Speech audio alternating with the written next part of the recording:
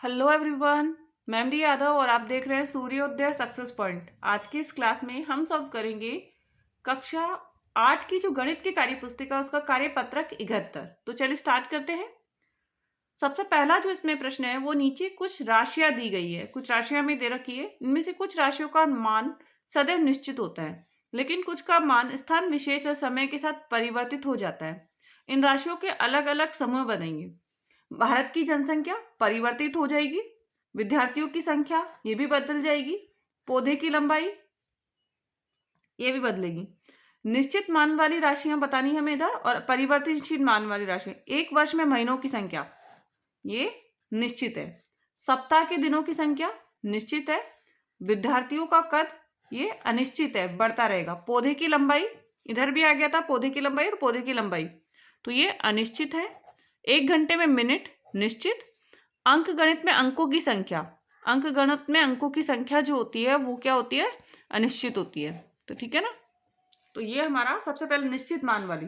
तो निश्चित में हमने एक वर्ष में महीनों की संख्या, एक वर्ष में महीनों की संख्या, एक वर्ष में महीनों की संख्या, ठीक है। फिर नेक्स्ट है सप्ताह के दिनों की संख्या, सप्ताह के दिनों की संख्या।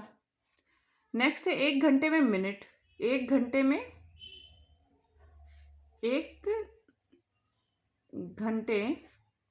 में मिनट। तो ये तो हो गया हमारा निश्चित वाली। अब परिवर्तनशील जो है भारत की जनसंख्या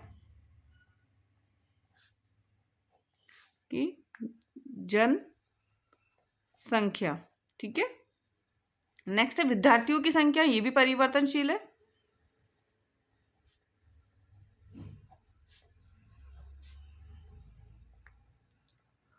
पौधे की लंबाई ये भी परिवर्तनशील है।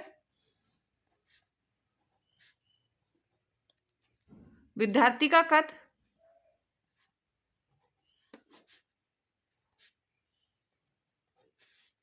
ये भी परिवर्तनशील है। फिर अंक गणित में अंकों की संख्या ये भी परिवर्तन में अंकों की परिवर्तनशील है संख्या। नेक्स्ट देखेंगे, चर राशियों को सामान्यतः अंग्रेजी या हिंदी वर्णमाला के अक्षरों में प्रदर्शित किया जाता है। नीचे कुछ राशियां दी गई, इनमें से चर राशियां छाटनी है, हमें चर राशियां छाटनी है। तो ये 6 और बी आ रहा है, अंग्रेजी वर्णमाला का लेटर आ रहा है, इसमें बी आ रहा है, तो इसमें आ जाएगा पहला चर राशि 6 और बी है यहाँ पर। नेक्स्ट है -318, ये नहीं है, केवल एक्स है, तो हाँ ये भी चर राशि है। -p है, ये भी चर राशि है। 10 नहीं होगा, 800 नहीं होगा। -18p भी चर राशि है। 3a भी चर राशि है। -2q भी चर राशि है। और 1/2s, 1/2s भी क्या है, एक चर राशि है। तो ये हो गया हमारे चर राशि। नेक्स्ट नीचे देखिए, प्रत्येक आकृति का क्षेत्रफल a वर्ग सेंटीमीटर है। तो आकृति के छायांकित भाग का क्षेत्रफल हमको बताना है, छायांकित भाग का क्षेत्रफल हमें बताना है। जैसे a वर्ग सेंटीमीटर, इसका 1/2 a वर्ग सेंटीमीटर, इसका आ जाएगा 2/3 a वर्ग सेंटीमीटर स्क्वायर। तो आप वर्ग सेंटीमीटर को सेंटीमीटर स्क्वायर भी लिख सकते हैं। नेक्स्ट है 1/4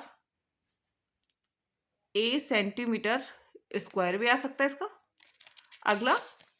अगले में हमारे पास है 1 और 2, तो 2 आ गया कलर में, तो और कितने हैं, 8 है, तो 2/8 a सेंटीमीटर स्क्वायर। नेक्स्ट है 1 2 3 है, तो 3 और पूरा कितना है, 6, तो 3/6 a वर्ग सेंटीमीटर स्क्वायर।